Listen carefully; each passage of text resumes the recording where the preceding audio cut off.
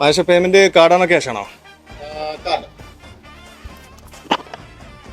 ഇപ്പൊ ഇത്രയും വരുന്നത് നമ്മുടെ പ്രൈസ് വരുന്നത് 850.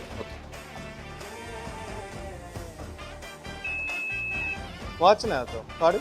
അതെ.